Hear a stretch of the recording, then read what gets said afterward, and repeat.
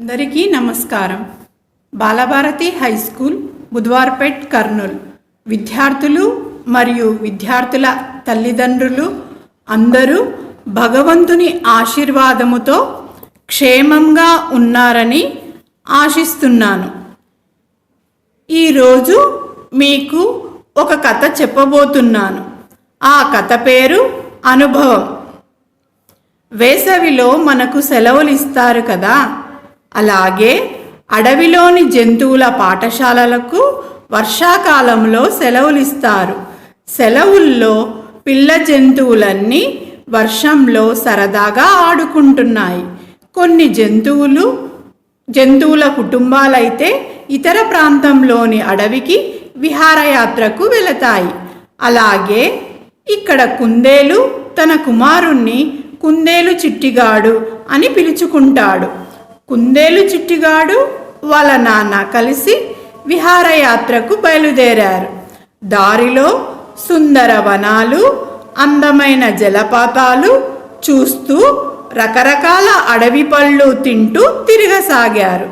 మధ్యాహ్నానికి దారి తప్పి జనావాసాలకు చేరారు. ఒకవైపు రహదారి, ఇరువైపురా కర్మాగారాలు, ఇల్లు, కార్యాలయాలు, విద్యుత్ స్తంభాలు, టెలిఫోన్ టవర్లు కనిపిస్తున్నాయి. వింతగా కనిపిస్తుంది వాటిని చూస్తుంటే. కానీ పళ్ళ చెట్టు ఒక్కటి కనిపించలేదు. వాటికి బాగా ఆకలి వేస్తుంది. వెతకగా రహదారి ప్రక్కన ఒక పెద్ద చెట్టు కనిపించింది. కొమ్మల నిండా ఎర్రటి పళ్ళు గుత్తులుగా వేలాడుతున్నాయి.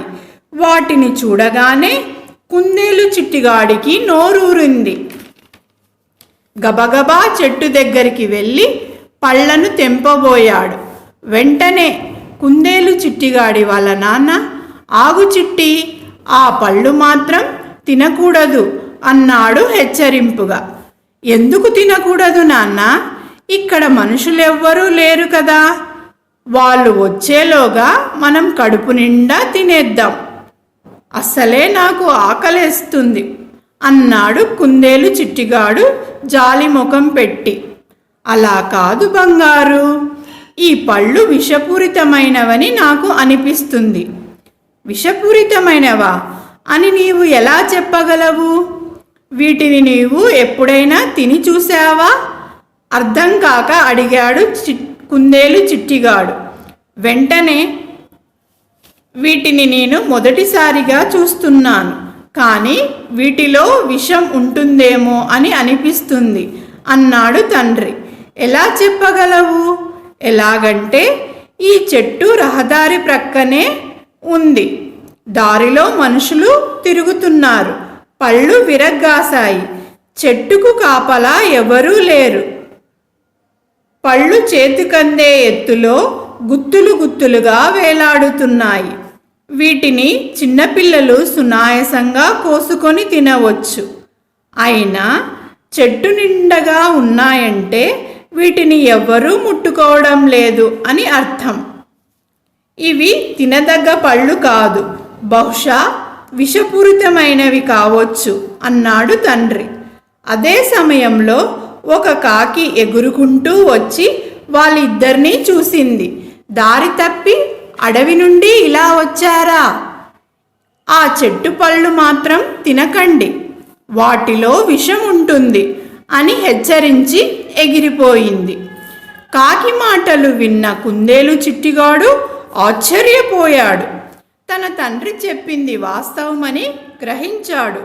పెద్దలు ఎంత అనుభవంతో ఆలోచించి చెప్పగలరు కదా అనుకున్నాడు ఆశ్చర్యంగా. వెంటనే పెద్దవాళ్లను అడగకుండా తొందరపడి ఏ పనిని చెయ్యకూడదు అని నిర్ణయించుకున్నాడు. కాబట్టి పిల్లలు, మీరు కూడా మీ తల్లిదండ్రులు, ఉపాధ్యాయులు మరియు పెద్దలు వారు ఎంతో అనుభవంతో మీకు చెబుతారు. అలాంటి విషయాలన్నీ మీరు విని ఆచరిస్తారని ఆశిస్తున్నాను. అలా పాటిస్తే మీకు ఎంతో మేలు జరుగుతుంది పిల్లలు. అందరూ బాగుండాలి, అందులో నేనుండాలి అని ఆశిస్తూ మీ శారదా టీచర్.